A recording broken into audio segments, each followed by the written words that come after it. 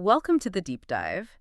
Today, we're diving into a really fundamental question. It's one of those things we all sort of take for granted, but when you stop to think about it, it's huge. It really is. The question is, does the past just vanish?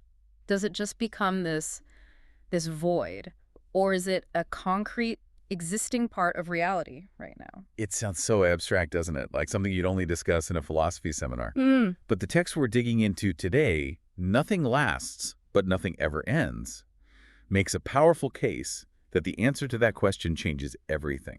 Everything how? Everything about how we experience life, how we Okay. build our identity, how we think about morality, loss, even love. Absolutely. And that's our mission for this deep dive. We're going to try and set aside the really dense physics and the abstract logic that usually dominates this debate. Right. Instead, we're going to focus on the surprising power of what the source calls our lived experience. Hmm. We want to see how the belief that the past exists can offer this profound consolation, a solid ground for who we are. And at the same time, show why that common sense view that the past is gone is actually, when you look at it through a human lens, incredibly problematic. It kind of falls apart. It really does. And this isn't just an intellectual game. The whole argument is framed by a kind of existential dread. Mm-hmm. Mm-hmm. The author's motivation, the thing that started this whole project, was a childhood panic. This deep fear that when you die, everything I had ever experienced, thought, and learned would disappear as well. That's it, isn't it? That's the ultimate fear, absolute loss, not just of your own being, but of the entire sum of your life's value. Your consciousness, your experiences, just poof, gone. Exactly. So the whole debate is really a search for a structure of reality that can, preserve our life's worth against that kind of total annihilation. And this isn't just a philosophical thing. This lived connection to the past is. It's just so beautifully captured in the book's foreword by the singer-songwriter Mary Gauthier. Oh, her story is incredible. She talks about her closed adoption, which is a legal process that literally severs you from your lineage. Her birth parents' names were legally replaced with strangers. That history was, on paper, erased. Erased. But she says she could feel it alive somewhere in the deepest parts of me. She felt, and this is a great phrase, unstuck in time. Like Billy Pilgrim from Vonnegut's Slaughterhouse-Five. Exactly like Billy Pilgrim. She says the past is lived daily. In many ways, it is still happening. So she is, in a very real way, made of this existing history that she can't even consciously access. And that's the whole idea right there. Change doesn't mean eradication. Her song, Prayer Without Words, has the line that gives the book its title. Chains on the mast, pull the past, nothing lasts, but nothing ever ends. Nothing lasts, but nothing ever ends. It's the perfect summary. Things change, they pass, but the fact that they were, that existence is preserved, which of course sets the stage for that famous William Faulkner quote. The one that's basically the thesis for this whole viewpoint. The past is never dead. It's not even past. Okay, so let's start by unpacking the core conflict here. We'll use the philosophical terms, but, keep it grounded. We've got two very different competing ideas about what's actually real. Exactly. So the main thesis we're exploring is what's called an ontological claim. Right, and ontology is just the study of being, of what It's exists. the study of what's real.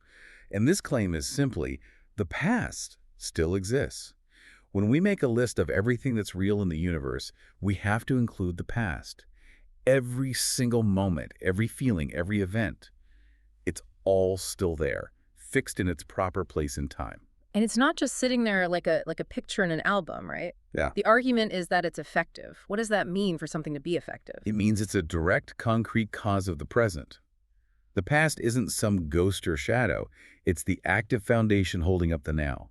The book uses the example of the author's own existence being a direct result of their grandmother's wedding decades ago. Yep. That past event, the wedding, isn't just a memory. It's an existing, concrete reason for the current state of reality. If the past didn't exist in some robust way, how could these distant causes have such powerful, immediate effects? That makes a lot of intuitive sense when you think about causality, but it really runs counter to how most of us feel about time. It does. Which brings us to the opposition, the common sense default view. Which is called presentism. Presentism. It's the philosophical default for most people, and it's defined very simply. Only what is present exists, and the present changes.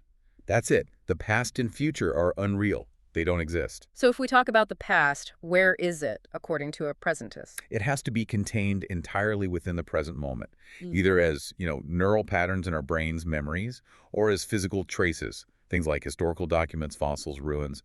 But once those traces are gone, The past is truly, utterly gone with them. annihilated. And this is where it gets really, well, honestly, kind of terrifying when you follow that logic to its conclusion. It is. If only the present exists, presentism implies this state of continual destruction. Entire worlds are just being wiped out, moment by moment. Think about it. The chair you were sitting in 1 second ago. That version of it no longer exists. The words I just finished saying, gone, wiped from reality.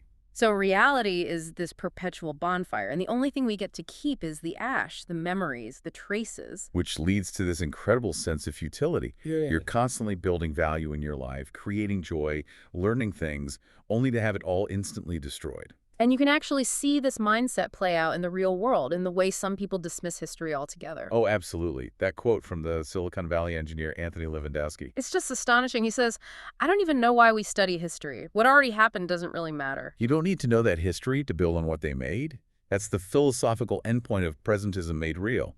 History becomes this, expensive hobby. It has no real substance because the thing it studies doesn't exist anymore. Okay, so if the implications are so bleak, why do so many of us intuitively believe it? Why does presentism feel so right? Well, that's the thing. The source material breaks down 4 big common sense intuitions that sort of anchor this belief. They aren't logical proofs, they're emotional anchors. Let's walk through them. What's the first one? The first one is the most visceral. Time as loss. The feeling that good things end. Exactly. It's that universal melancholy you feel when a great vacation is over, or a new shirt wears out, or, most powerfully, when a loved one dies. We feel time itself as the great devourer. The pain of that loss feels so real, we take it as evidence that the thing we lost is now non-existent. So we think the loss is an annihilation because the feeling of grief is so absolute. Right. But if the past still exists, then that feeling isn't about annihilation. It's about separation, which is still painful, but it's a profoundly different kind of pain. That is a huge difference. Okay, so what's the flip side of loss? Belief. This is the second intuition. It's that feeling of, thank goodness that's over. After a horrible dentist appointment or a stressful exam. Precisely. The joy you feel comes from the belief that the unpleasant experience is finished. It's gone. But if the past still existed in a concrete, fixed way, that trip to the dentist wouldn't really be over in an existential sense. It would just be a fixed, painful block of reality that you've moved past. Which kind of undercuts the joy of it being done. It does. And that feeling of the present being special leads right into the third intuition. Our sense of agency, that we can make choices. Exactly. The special status of the present. We feel, intuitively, that the present is unique because it's the only place we can actually do things, make decisions, affect change. The past is fixed, the future is open, but the now is where the action is. And that gives our present actions this incredible weight. We brought up that quote from The West Wing. With C.J. Craig, worrying that a bad act now could somehow invalidate all the good her father's partner had ever done. Right. That fear only makes sense if the present is this special, decisive moment. If everything past, present, future was all equally real and fixed, why would this one moment be so critical? Presentism's answer is simple. The present is special because it's the only thing that exists. The other view has to find a different reason for it being special. Maybe, as you said, because it's the point where reality is actively being created. Which leads to the fourth intuition, and this is where presentism really starts to struggle logically. This is its weakest point, for sure. It's what the source calls the fading of truth. Presentism has a very hard time explaining how statements about the past stay true if the past itself doesn't exist. For instance, the statement, Caesar crossed the Rubicon. We all accept that as an objective fact. Right. But according to a strict presentist, that fact only exists now because of the traces, the historical texts, the archaeological evidence. So what happens if all those traces disappear? If every book about Rome was burned and every ruin crumbled to dust? Does the statement stop being true? That's the problem. The Polish logician Jan Łukasiewicz had this great thought experiment about it. With the die roll, right. Yeah. He said, imagine a die is rolled inside a box, and then the box is immediately sealed. No one ever looks inside. The statement, the die showed a 6, is either objectively true or objectively false. If a past exists, that fact is fixed forever. But for a presentist, If the trace, the ability to look in the box, is gone, the truth itself might fade.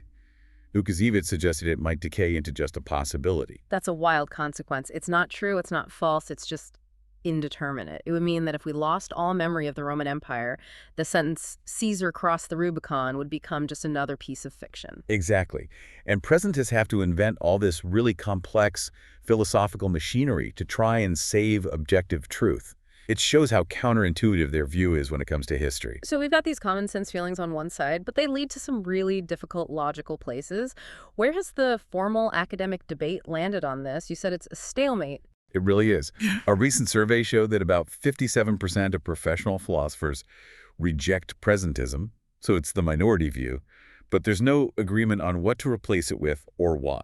And one of the biggest arguments against it has always come from physics, right? Special relativity. Right. This leads to the idea of the block universe. Okay, let's break that down. The block universe, it sounds very sci-fi. It kind of is. The model basically says that time is just a fourth dimension, like length, width, and height. All moments, past, present, and future, are equally real, and they all exist together in this fixed, four-dimensional block of space-time. And special relativity seems to support this because it messes with our idea of now. It totally messes with it. The core problem is called the relativity of simultaneity. If I'm moving very fast relative to you, my slice of now will include events that you consider to be in your past or in your future. So there's no single universal present moment for everyone in the universe? Exactly. My now is different from your now. So if presentism says only the present exists, relativity forces us to ask, who's present? It seems to make existence subjective, which is a conclusion most people find unacceptable. So that sounds like a knockout punch for presentism. Why is there still a debate? Because it's not that simple. That philosophical interpretation of relativity, the block universe, it conflicts with other parts of physics. It clashes with our understanding of the arrow of time, with entropy, and with quantum mechanics. So physics itself is kind of ambiguous. It pulls in different directions. Okay, so the logic is tied in knots, physics is ambiguous. This is the perfect justification for turning to a new method. It is. The one we're focusing on today, arguments from lived experience. We're breaking the deadlock by bringing human reality back into the picture. Exactly. The big innovation here is to be more inclusive about what counts as evidence. We're treating emotions and values, things like consolation, remorse, futility, as valid data, right alongside formal logic. You're trying to avoid those endless, lawyerly debates where really people are just rationalizing their hidden emotional preferences. Like someone who's terrified of death, arguing for the annihilation of the past because it offers a kind of comfort. We're putting those values front and center and examining them. And this method seems uniquely suited to a concept like time, which is so basic you can't even really define it. You can't. The philosopher John McTaggart pointed this out over a century ago. Past, present, future. Yeah. They're foundational. You can't break them down any further. So since we can't define time abstractly, using our lived experience of it, hope, loss, fear, is the best way to clarify what it is. The method works because the past is just so central to our everyday feelings. Our emotions become clues about the structure of reality. Right. If you feel deep remorse for something you did 10 years ago, If every moment I've ever lived is still concretely there, how am I the same person I was yesterday? How do I feel like one continuous self? The text says we have to reject the standard idea of an enduring, unchanging soul or self. we do. And we replace it with what the source calls the stack theory of personal identity. And it uses a concept called mereological inclusion. Okay, that's a mouthful. Let's unpack that. Mereological inclusion. Mereology is just the philosophical study of parts and wholes. Inclusion just means the whole contains its parts. So the I that exists right now, let's call me time T8, is a brand new person, a new moment of existence. Okay. But, and this is the key, this T8 version of me contains all the previous versions of me, from T0, T1, T2, and so on, as its concrete existing parts. So my past selves aren't just memories. They are actual physical components of my present self. Exactly. Think of it like a stack of photographs. The current you is the one on top, freshly developed, but the entire stack is what makes up the substantial being that exists right now. Or like a skyscraper. The 80th floor is where the action is now, but the steel and concrete of the first 79 floors aren't gone. They're the fixed, load-bearing parts of the building that's here today. That's a perfect analogy. Yeah. And the older we get, the taller our stack becomes, and the more our present self is shaped and supported by all those existing past parts. This completely solves that feeling of being just a fleeting snapshot, doesn't it? It guarantees this essential connection because the me of today would be impossible without all those past parts holding me up. It creates a substantial present self. Yeah. We're not these thin, flimsy slices of time. We are deep, weighty, ever-growing stacks of reality. And this way of thinking, it also offers this really powerful consolation for something we all struggle with, which is change. We tend to think of change as a loss of who we were. Right, as a kind of tragedy or decline. But the stack theory reframes it. The musician Nick Cave said it so well. Every moment you live is a rapid and shocking abandonment of the last version of yourself. We are constantly dying in this small way. So when the final death comes, it's not this unique, terrifying event. It's just the last step in a process that's been happening our whole lives. As the philosopher George Santayana said, every moment celebrates obsequies over the virtues of its predecessor. Our present self is always, in a way, mourning the version of us that just ceased to be present. We don't lose the past, we build upon it.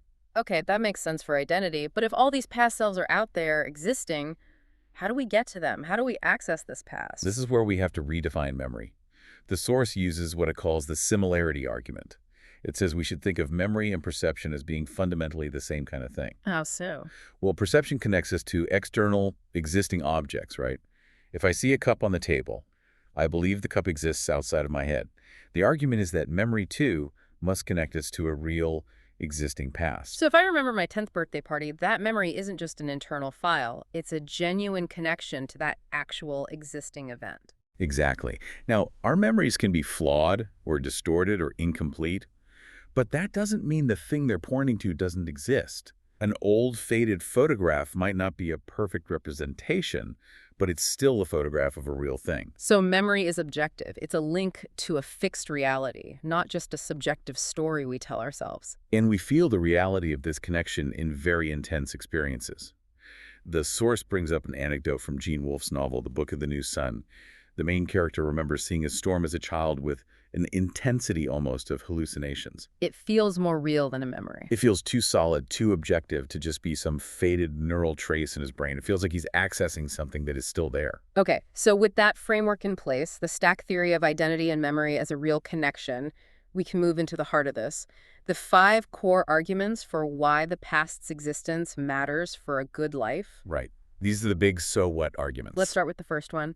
The present is too small for a good life. This one is maybe the most practical and immediate. The problem is that the present moment is just not big enough to contain the things that make life valuable. And we have to be specific about what we mean by the present. It's not this afternoon or even the last hour. Philosophically, it's incredibly brief. It is. It's either an infinitely small point in time, mathematically, or what psychologists call the specious present. That's the little window of time we perceive as happening all at once. It's usually estimated at somewhere between 3 and 12 seconds. Okay, 3 to 12 seconds. You can't fit much into that. You can't fit a loving relationship into it, or a deep understanding of art, or a sustained moral action, or even, for that matter, constant happiness. So if my life's value only consists of what's in that tiny fleeting window, I'm in big trouble. Most of my day is spent doing mundane things or being tired or just not feeling ecstatically happy. And under presentism, this leads to a huge problem with the loss of value.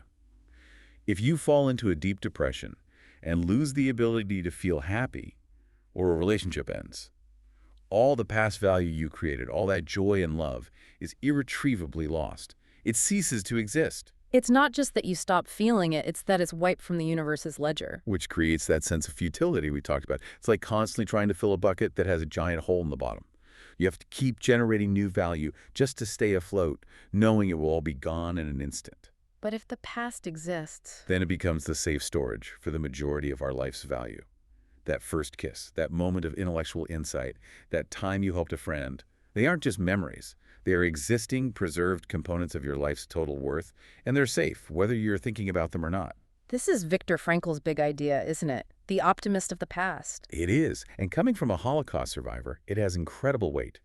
He says the pessimist looks at the calendar and sees the pages thinning, their life vanishing into nothing. They despair about getting older. But the optimist. The optimist sees those torn-off pages and knows that that day, that experience has been saved into the past, where it is safe for all time. So the goal isn't just to have a long future, but to have a rich, accumulated past. Exactly. And Frankel insists this is safe even from things like dementia. Even if you forget every happy moment, the fact that you lived them, the good you did, is an eternal ontological fact about the universe. It's preserved. Your life's worth is fixed and can't be destroyed. That's an incredible shift in perspective. It reminds me of that quote from the poet Horace. What is gone, the gods will not, cannot turn to naught. The good is placed beyond the reach of time. Okay, what's the second argument? The present is incredibly lonely. This one tackles that feeling of existential isolation. The idea here is something the source calls temporal solipsism. Right. Solipsism is the idea that only your own mind is sure to exist. Temporal solipsism applies that to time. Because the present is so brief, and because all interactions take time to travel, we are fundamentally alone in the now. How does that work? It's about signal delay. When I'm speaking to you right now, by the time the sound waves reach your ears and your brain processes them, the version of me that sent them no longer exists in the present. You're always hearing a ghost. And when I reply, you're hearing a reply from a version of me that's already gone. We never really meet anyone in the present. We're just constantly interacting with the traces of people who have already vanished. It's like we're always just a little bit out of sync. That's a staggering thought. It really captures that feeling T.S. Eliot wrote about in The Wasteland. Each in his prison. Thinking of the key, each confirms a prison. It's this deep structural isolation. True connection is impossible because we can never actually share a present moment. So how does the existence of the past fix this? We're still separated by time, right? We are. And this is where we have to bring the stack theory back in. Just knowing the past exists isn't enough. We have to see that the past is a connected, existing part of the present person. Because my history isn't just some external movie. It is me. Exactly. So when two people are talking, they are sharing this massive, intertwined history that still exists as parts of both of them. That shared past is holding them both up. This creates a real, substantial sense of togetherness that presentism makes impossible. So when I talk to a friend, I'm not just talking to this flashing, momentary being. I'm interacting with their entire stack, their entire history, which includes all the shared moments we've had. You're interacting with a shared, existing causal structure. The relationship you built together is a huge, concrete thing holding you both up in the present. That's real connection, not just a comforting idea. The depth of the relationship is literally the size of the shared past you've created. Okay, that makes sense. Let's move to the third argument, which takes us into the realm of ethics. The past still exists is the basis of morality. Our moral intuitions are really strong on this point. We feel that we have a duty to take responsibility for our past actions, and that duty doesn't just fade away with time. The classic example being from Dostoevsky's Crime and Punishment. Raskolnikov committed murder. The act is in the past, but the moral weight of it is very much in the present. It is. And Sonia tells him he has to go to the public square, kiss the earth, and proclaim, "I am a murderer." Repentance is critical because the crime itself is ontologically fixed. It's a permanent fact. And this is essential for a civilized society.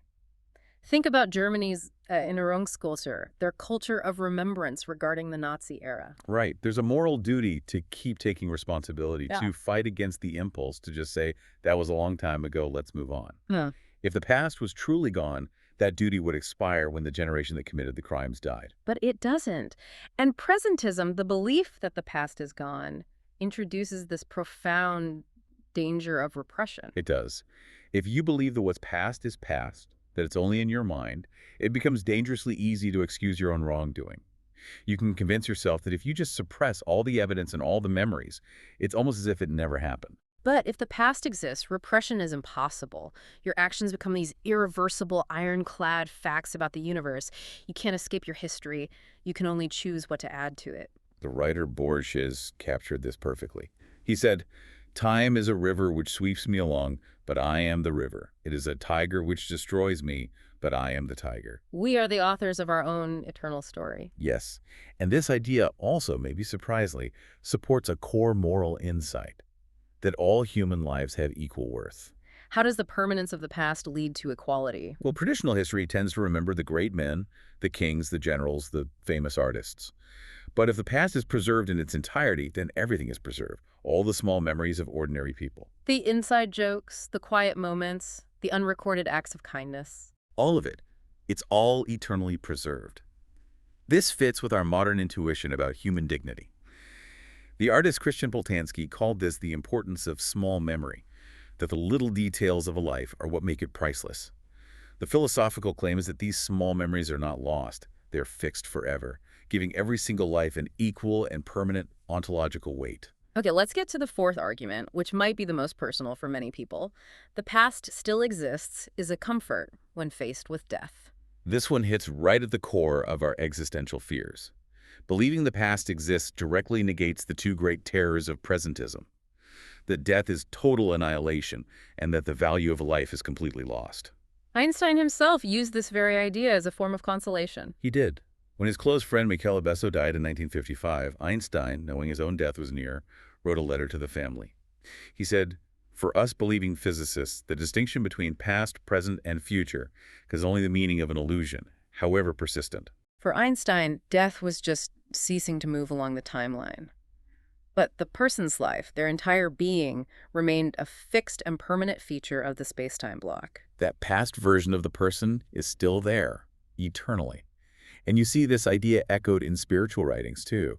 That famous 1910 sermon by Henry Scott Holland. Death is nothing at all. Everything remains exactly as it was. I am I, and you are you, and the old life that we live so fondly together is untouched, unchanged. The comfort is that when someone dies, the relationship you built with them is an undying possession. You've lost the future with them, but the entire past you shared remains an indestructible, existing reality. And this lines up with modern grief counseling, doesn't it? It maps perfectly onto the continuing bonds theory of bereavement. That theory says our relationship with the deceased changes, but it doesn't end. We maintain an internal bond. But this philosophy solves a problem for that theory. What is the object of that bond? In presentism, it has to be a memory, something inside your own head. But in this view, the object of the bond, the relatum, is the actual existing past version of the person who died. So the continuing bond is objectively real because the person you have a bond with is objectively real, just fixed in time. Exactly. Now, we have to be honest, this can't negate all the pain of death. A philosopher, Matthew Ratcliffe, points out that grief is fundamentally about a loss of possibilities. The future you won't get to share. Right. The past is safe, but the loss of future potential is still very real and very painful. The comfort is massive, but it's not a magic cure for grief. That's an important distinction. Okay, the fifth and final argument. The past still exists is the foundation of the world. This one brings us back to causality. It says the past must exist because it's the ground that sustains the present. Based on the Iliadic principle. If something has causal power, it must exist. Right. We all intuitively understand that distant causes, like the Big Bang, or our grandmother's decision to move to a new city, are the reason for our present reality. Since those past events are still having an effect, they must still exist in some robust way. Thomas Wolfe wrote, "Each moment is the fruit of 40,000 years." The present isn't self-contained, it's resting on this immense, permanent chain of past reality. Now, a skeptic might say, well, isn't it just a causal chain? The ancient Greeks only affect us through the Renaissance, which affects us through the Enlightenment, and so on. The immediate cause is the only one that's real. But this argument says no, the original cause is still active. Yes, and we recognize this in our daily lives, especially in the legal system. The source uses a great court analogy. A factory pollutes a river and fish die. The immediate cause of death is that their hearts stopped. But no one blames their hearts. You trace it back. The toxins in the water, the pipe that released them, and finally the factory manager's decision months ago to cut costs on waste treatment. And in court, it's the manager who is held responsible. Their distant past decision is seen as the robust philosophical reason for the present event. If that decision had vanished from existence, how could it still be the cause? This completely reframes the job of a historian, then. They're not just piecing together clues about something that's gone. They're more like explorers, investigating a fixed, existing part of the world that's just at a temporal distance. And that connection can be incredibly direct and powerful. The anecdote from Warren Ellis's book, Nina Simone's Gum, is a perfect example. Oh, it's so moving. He hadn't spoken to his brother in 4 decades. Total estrangement. And he sends him a 5-word email. Do you remember the clowns? And that one question instantly bridged 40 years. It accessed a shared, existing past that was still there, waiting for them.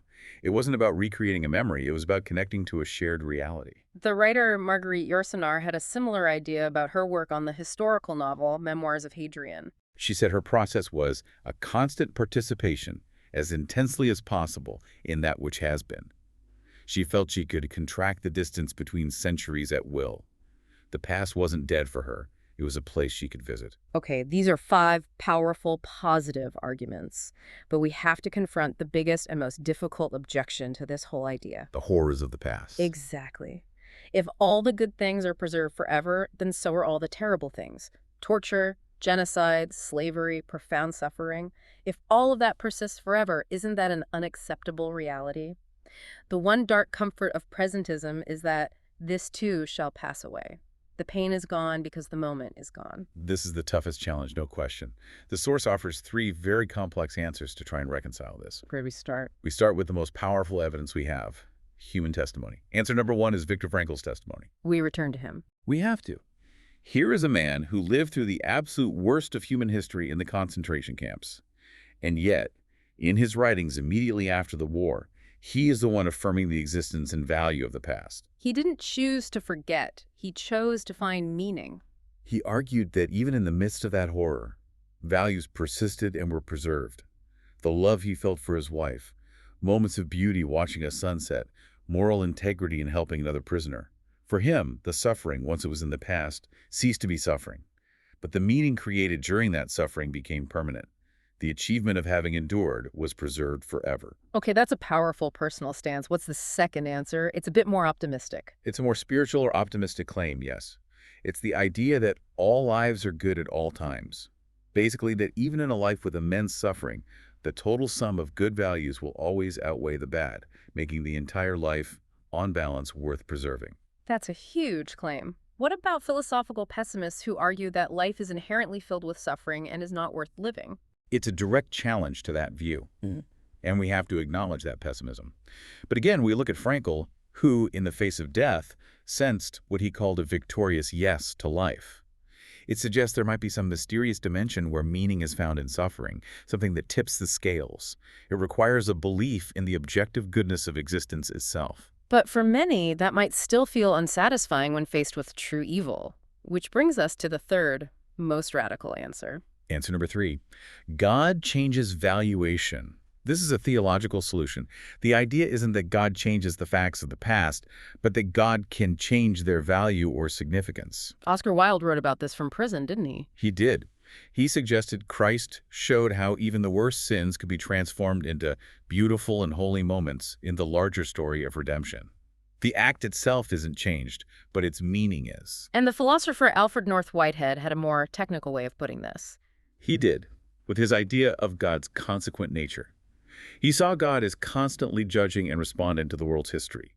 God doesn't erase the facts, but he sifts through them. Yeah. He dismisses destructive evil into their triviality and saves and perfects all the good that was achieved. So the moment of torture is still a fixed fact, but its moral weight, its power to poison the present and future, is lessened over time. Exactly. It's a very complex idea, but it suggests that when we feel grace, when a traumatic memory starts to heal and lose its sting, that's not just a subjective psychological process. It's a reflection of a real objective change in the valuation of the preserved past. Okay, so that addresses the problem of evil. Let's bring it home to our final challenge, the present moment, the decision point. Right. If the past is fixed, and maybe the future is too, how can our choices be real? How can Darth Vader choosing to save his son be a meaningful free act? This tension forces us into 2 major philosophical camps. Option 1 is basically to explain away free will. That's the view of strict eternalists who believe in the fixed block universe. For them, the idea of a special free choice is a pseudo-problem. They would say your choice is determined by your character, which is determined by your fixed past. Your decision was always going to happen that way. Which is logically consistent, but deeply unsatisfying to our lived experience of making a choice. It is. Which leads to option 2, different modes of existence. This is a much better fit for the arguments we've been making. It says the past has the mode of being, it's fixed, it's done, but the present has the mode of becoming. Reality in the making, as Whitehead put it. Exactly. This view says the past exists and is fixed, but the future does not yet exist. Reality is constantly growing. This aligns with a model called the growing block universe. That's a great image. The universe as a block of reality that is constantly getting longer, with the present as its leading edge. And that model perfectly preserves the special status of choice. The weight of our decisions is immense because what we do right now is creating a new slice of permanent being that will be fixed for all eternity. The present isn't just a passage, it's the moment of creation. So wrapping this all up, the goal of using these arguments from lived experience is to find a view of the world that makes sense of both our logic and our deepest human values. Right. By saying the past exists, we solve these huge existential problems: loneliness, the fear of annihilation, futility, and we give our lives a real, irreversible moral weight. It gives a metaphysical foundation to the things that matter most to us. This has been a deep dive, for sure. But it really shows that believing the past exists isn't just some abstract thought experiment. It's a way to find stability, meaning, and a profound comfort in a life that is constantly changing. And if we take Bertrand Russell's idea seriously, that their good and their evil have become eternal by the immortality of the past, and we accept that this present moment is the creative edge where reality becomes fixed forever, it leaves us with a very provocative question, which is, what are you choosing to create right now that you will want to last eternally?